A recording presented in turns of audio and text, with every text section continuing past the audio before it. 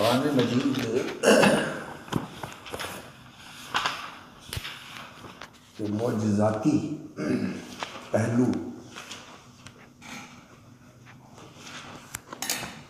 علماء نے ہر دور میں نمایاں کرنے کی اور انہیں اجاگر کرنے کی کوشش کی ہے تاکہ پڑھنے والوں کو بھی ماننے والوں کو بھی زیادہ یقین، عرفان اور پختگی نصیب ہو،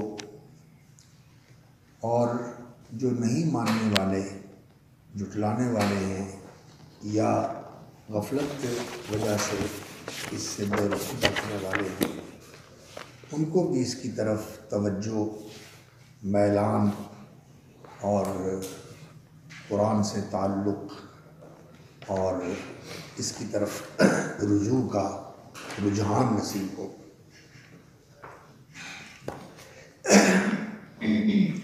جو اس کے پہلے مخاطب تھے وہ تو پوری طرح اس کا شعور اور ادراک رکھتے تھے، کیونکہ یہ ان کی زبان تھی، اور سلیقہ اور فطری جو ملکہ ہوتا ہے انسان کے اندر، اپنی ماں بولی زبان کے بارے میں وہ انہیں حاصل تھا۔ اس لیے بڑے بڑے شاعر اور بڑے بڑے خطیب اور سخنور جب مسلمان ہوئے تو سب کچھ چھوڑ چھاڑ کے قرآن ہی کے گرویدہ ہو گئے، اور اس کا پڑھنا پڑھانا ہی ان کا اوڑھنا بچھونا بن گیا۔ آپ جانتے ہیں کہ لبید، جس کے بارے میں امام شافعی رحمۃ اللہ علیہ کا جو خراج تحسین ہے، لولا الشعر بالعلماء یزری لکنت اليوم اشعر من لبیدی، تو وہ لبید ابن ربیعہ العامری مسلمان ہو گیا، تو وہ اپنے دور کا بہت بڑا شاعر تھا، اور اس کے ایک شعر پر خراج تحسین پیش کرنے کے لیے شعراء نے اس کو سجدہ کیا تھا۔ صاحب معلقات میں سے ہے، اصحاب معلقات میں سے ایک ہے، تو وہ مسلمان ہو گیا۔ حضرت عمر رضی اللہ تعالیٰ عنہ نے اس سے فرمائش کی کہ لبید اپنے شعر سناؤ، قصیدہ سناؤ۔ تو انہوں نے کہا کہ ابعد القرآن یا امیر المومنین، قرآن کے بعد کوئی شعر؟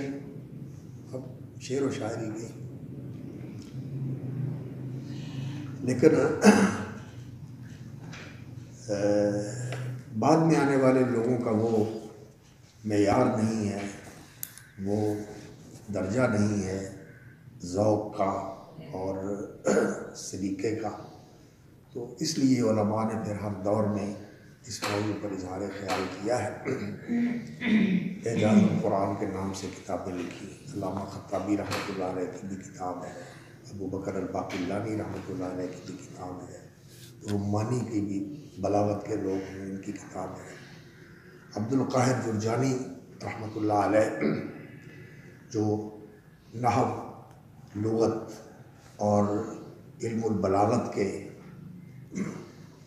اساتین میں سے ہیں، بلکہ مؤسسین میں سے ہیں، ان کی کتاب اسرار البلاغہ اور دلائل الاعجاز، وہ قرآن کے اعجاز ہی کو سمجھنے کے لیے انہوں نے اصل میں تصنیف فرمائی ہے۔ افسوس یہ ہے کہ ہمارے مدارس کا جو ماحول ہے وہ تخفیف اور تسہیل کا ایسا رجحان ہوا کہ یہ چیزیں ساری آہستہ آہستہ آہستہ آہستہ ہمارے حساب سے نکل گئی۔ پہلے مختصرات آئے تھے اور مختصرات کے ساتھ شروع اور تقریرات اور حواشی اور اس طرح کی چیزوں کے ساتھ وہ ذوق کمزور پڑ گیا تھا۔ تو بعد میں پھر لوگوں نے ان کی بساط ہی لپیٹ دی۔ اب جو ہے وہ بڑی سے بڑی بات ہے کہ کوئی البلاغۃ الواضحہ پڑھ لیں اور تھوڑی سی جو اصطلاحات ہیں ان کا تعارف ہو جائے کہ یہ اصطلاح جو ہے اس کا یہ مفہوم ہوتا ہے، لیکن وہ ذوق جو ہے انسان کے اندر پیدا ہو اور انسان جو ہے نا وہ اس کا رمز شناس اور اس کا لذت آشنا بن جائے، یہ چیز جو ہے نا یہ تو ذرا ریاضت سے حاصل ہوتی ہے۔ تو اللہ تعالیٰ درجات بلند فرمائے۔ ہمارے جامعہ سلفیہ کے جو بانیان تھے مولانا اسماعیل سلفی رحمۃ اللہ علیہ، وہ جماعت اہل حدیث کے پہلے ناظم تعلیمات تھے۔ مولانا داؤد غزنوی صدر تھے، پھر امیر بنے، اور پروفیسر عبدالقیوم صاحب، یہ اس وقت اورینٹل کالج ہوتا تھا اور یہ لاہور میں جہاں پنجاب یونیورسٹی کا اولڈ کیمپس ہے نا، یہاں وہ استاذ تھے، لیکن تھے وہ بڑے عربی زبان کے اور انگریزی زبان کے بڑے ماہر تھے، تعلیم سے وابستہ تھے، وہ ناظم اعلیٰ تھے، اور مولانا اسماعیل سلفی رحمۃ اللہ علیہ ناظم تعلیمات تھے۔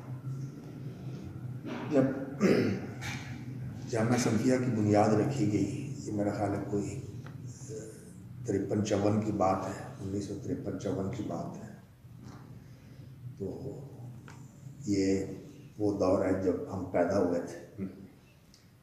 تو انہوں نے اس کے نصاب کے اندر جو کتابیں رکھی تھی بلاغت کی اور اپنا علم المعانی کی، اس میں مختصر تلخیص، مختصر المعانی، مطول، یہ تو ہم نے بھی پڑھی، اور اسرار البلاغہ، دلائل الاعجاز، یہ کتابیں نصاب میں شامل تھیں، جامعہ سلفیہ کے نصاب میں شامل تھیں۔ اور بڑے چوٹی کے استاد جو تھے نا وہ یہاں پڑھایا کرتے تھے۔ بس پھر آہستہ آہستہ جو ہے نا وہ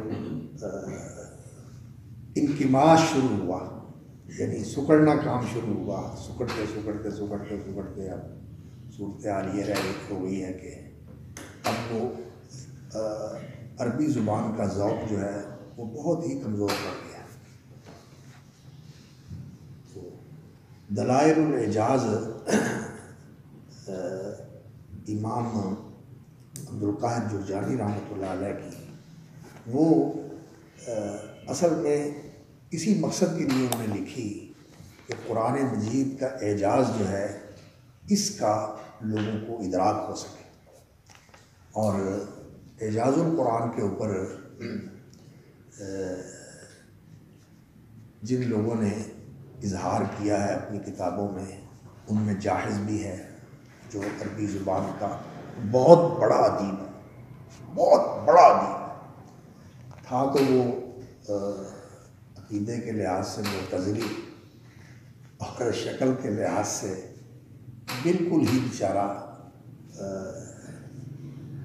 یہ تو نہیں کہنا چاہیے کہ بد شکل تھا، لیکن بہت ہی زیادہ جو ہے نا وہ سادہ شکل تھی اس کی، لیکن زبان اس کی ایسی ہے کہ انسان پڑھتا ہے اور معلوم ہوتا ہے کہ موتی جڑے ہوئے ہیں، اور البیان والتبیین اس کی، کبھی کسی نے اس کو ہاتھ لگایا؟ دیکھی پڑھی بھی ہے کوئی؟ بس دیکھی ہے، چلو اچھی بات ہے، آج ہم دیکھی تو ہے، ایک پتے پہ دیکھی، ہاں اور کبھی اس کا مطالعہ کیا. یہ عربی زبان کے لیے جن کتابوں کو عربی زبان کے دیوان کہا جاتا تھا ان میں سے یہ بڑا اہم ستون ہے البیان والتبیین. تو اللہ تعالیٰ غنی کی رحمت کرے. ہمارے والد صاحب رحمۃ اللہ علیہ وہ پڑھایا کرتے تھے تو وہ اس بات پر بڑا زور دیتے تھے کہ عربی زبان کی مہارت حاصل کریں، اور یہ جو عربی زبان کی ادب کی قدیم کتابیں ہیں انہوں کو پڑھنا چاہیے. مجھے الکامل المبرد انہوں نے پڑھائی، والد صاحب رحمۃ اللہ علیہ. اللہم اغفر لہ وارحمہ وارفع درجتہ فی المہدیین. اللہم اغفر لہ وارحمہ وارفع درجتہ فی المہدیین.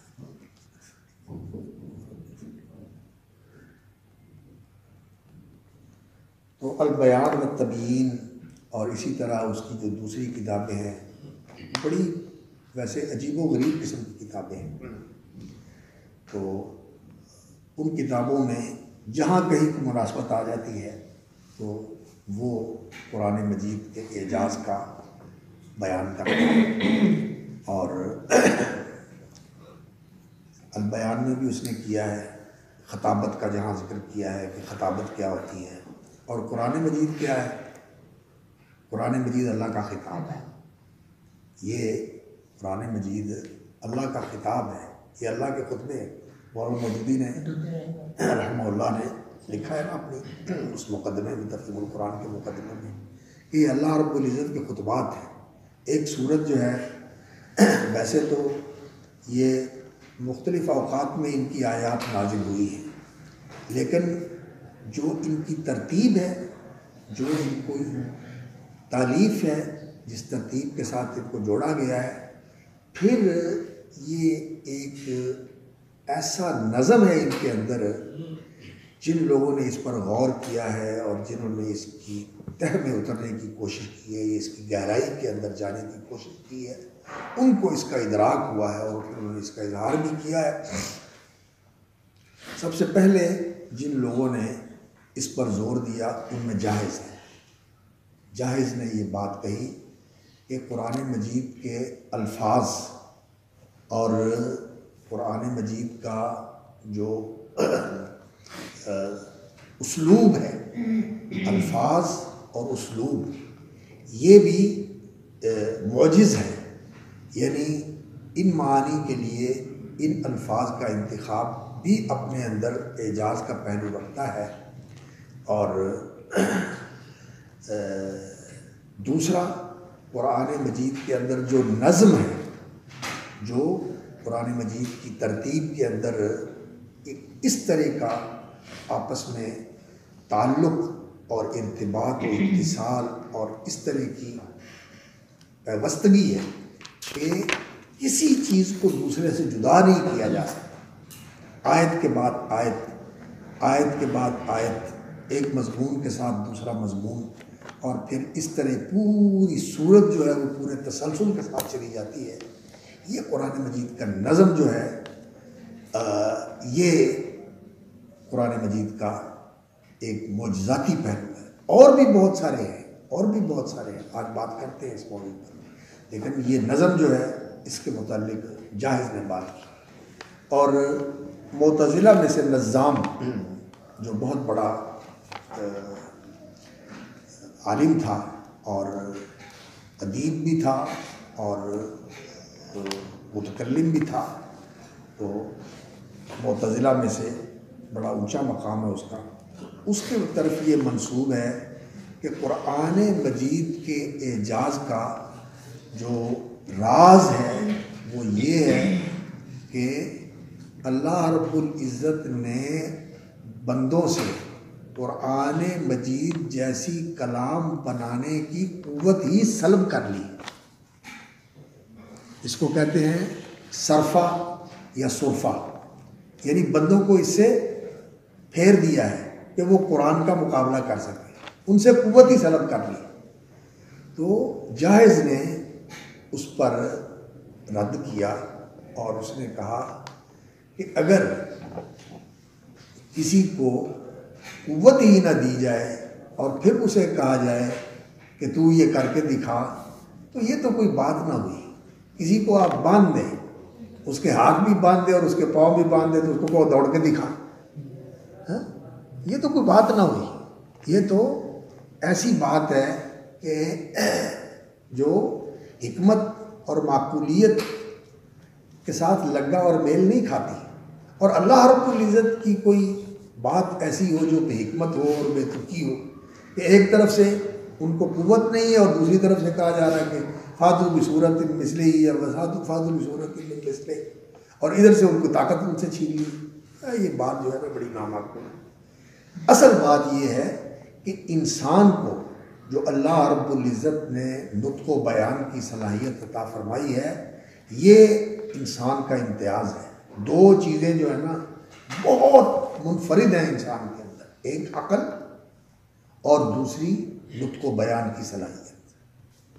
اللہ رب العزت نے یہ دو چیزیں جو انسان کو عطا فرمائی ہیں، ایک عقل اور فکر کی صلاحیت اور دوسری نطق اور بیان کی صلاحیت. دوسری بہت ساری صلاحیتوں کے ساتھ لکھنے کی صلاحیت اللہ رب العزت نے دی ہے. اور اللہ رب العزت نے بہت کچھ جو ہے نا وہ انسان کو اپنی صفات کا جو ہے نا کچھ نہ کچھ تھوڑا تھوڑا اللہ رب العزت نے عکس ڈالا ہوا ہے انسان کے اوپر. اس کا فیض ہے جو انسان کو اللہ رب العزت نے عطا فرمایا ہے. تو بہت ساری چیزیں ہیں، لیکن عقل اور نطق یہ دو چیزیں کمال کی ہیں. تو اللہ رب العزت نے انسان کو نطق و بیان کی صلاحیت عطا فرمائی ہے. اور عرب جو تھے وہ اس معاملے میں اپنے آپ کو سب سے برتر سمجھتے تھے. عرب کا معنی ہی یہ ہوتا ہے کہ اظہار کرنے والا. عربہ کا معنی ہوتا ہے اظہار کرنا، کسی چیز کو نکھار دینا. تو دوسروں کو وہ عجم کہتے تھے. تو عربی زبان کے جو لوگ تھے ماہر اور جن کی یہ زبان تھی، وہ قحطانی ہوں یا عدنانی ہوں، انہیں اپنی قوت گویائی پر بڑا ناز تھا.